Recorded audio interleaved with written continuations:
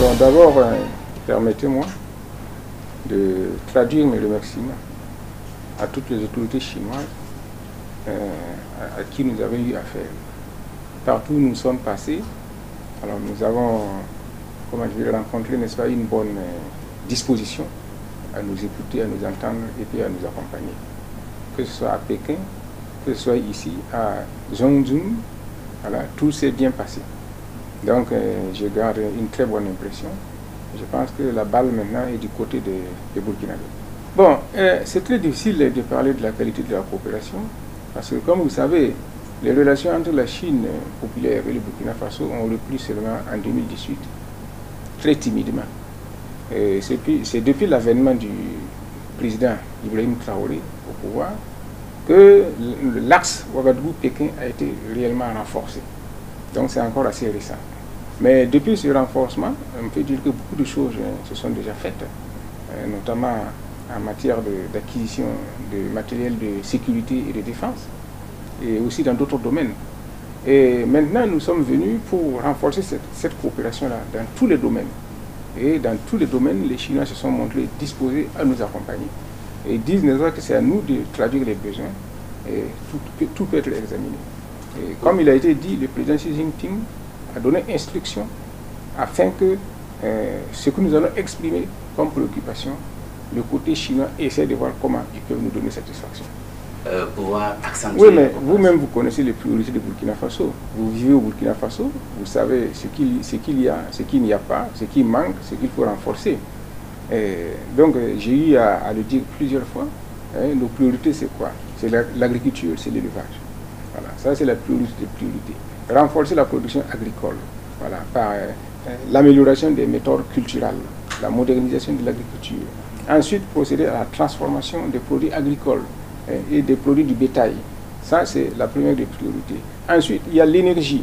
Voilà, nous avons discuté aussi à propos de l'énergie avec des partenaires chinois qui sont dit prêts à nous accompagner. Voilà, que ce soit l'énergie thermique, que ce soit l'énergie photovoltaïque, que ce soit l'énergie hydraulique, ils sont dit prêts à nous accompagner. Et ensuite, après, il y a les infrastructures, vous le savez très bien.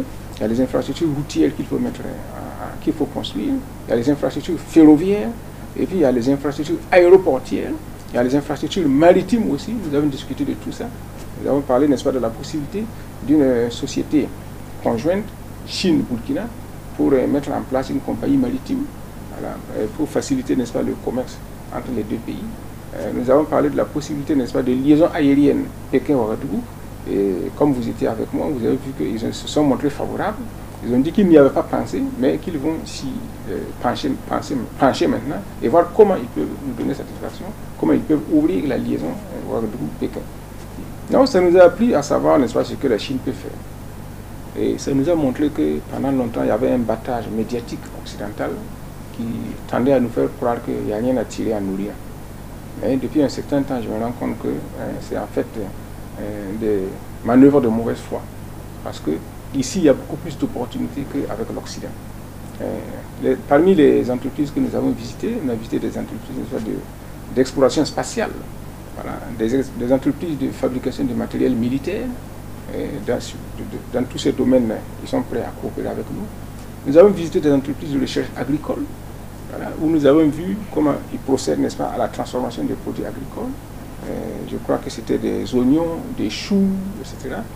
Et j'ai proposé qu'ils viennent mettre en place des structures comme ça aussi au Burkina Faso. Ils sont montrés favorables, ils ont dit que ça dépend de nous. Mais ils ont dit que c'est mieux qu'ils viennent faire des tests pilotes.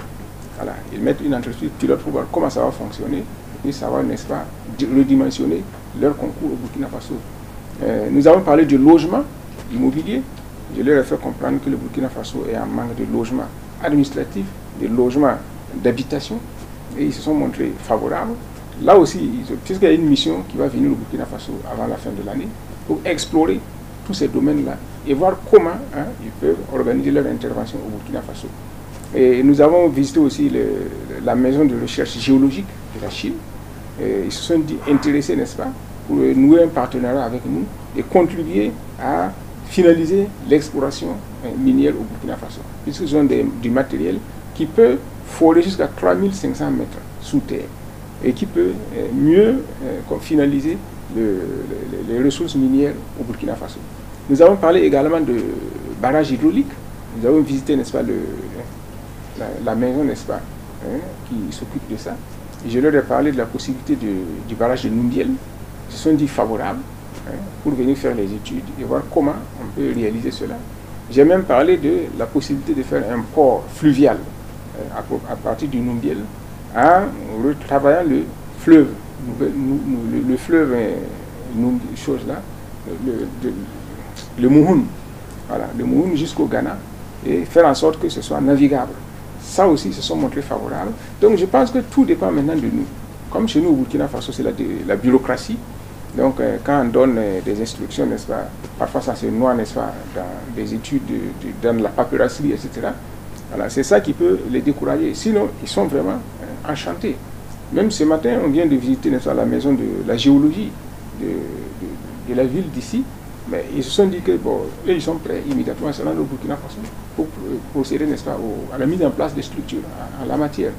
Donc, partout, ils ont montré de la bonne volonté. Et donc, je pense que ça dépend de nous maintenant, de savoir ce que nous voulons. Oui, on a discuté de tout.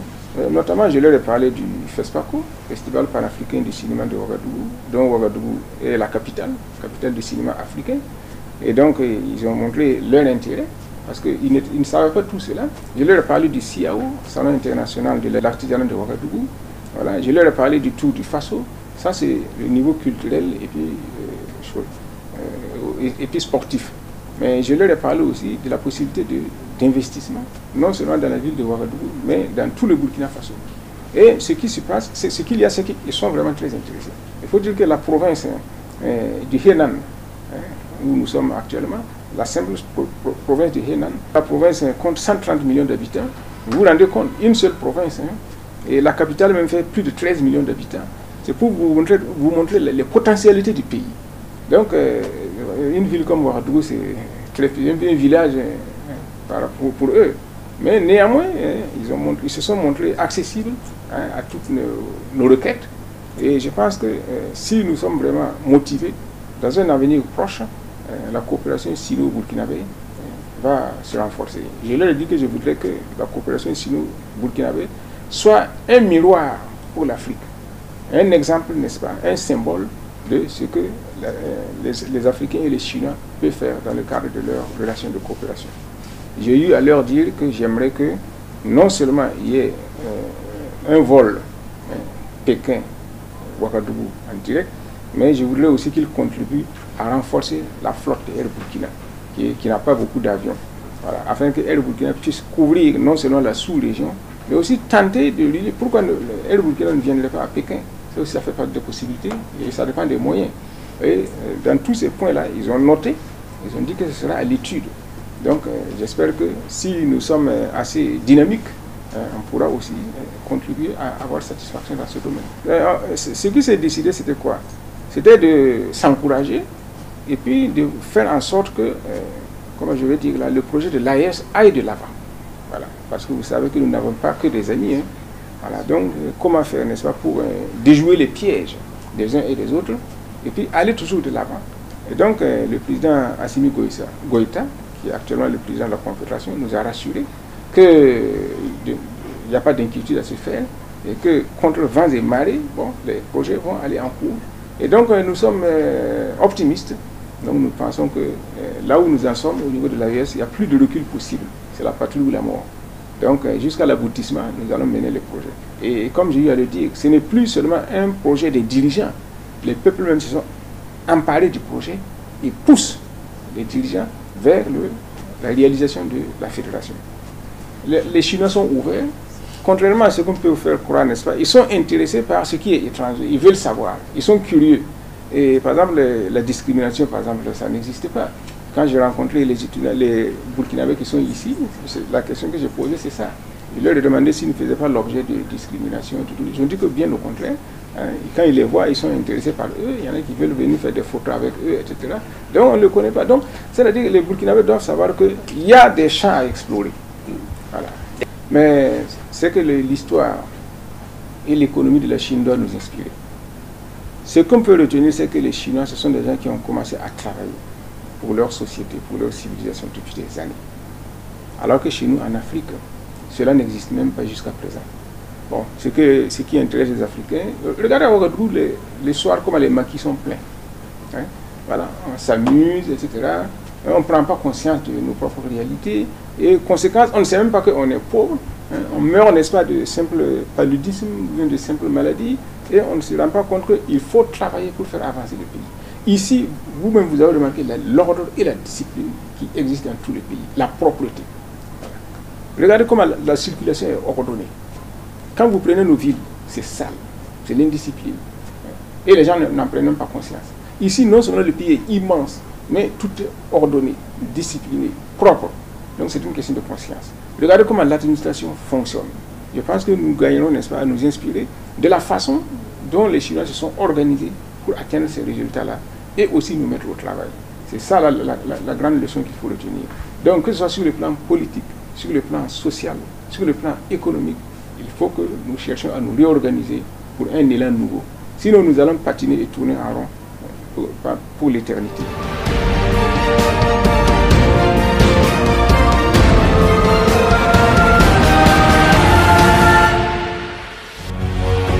Face 7, une autre facette de l'information au Burkina Faso.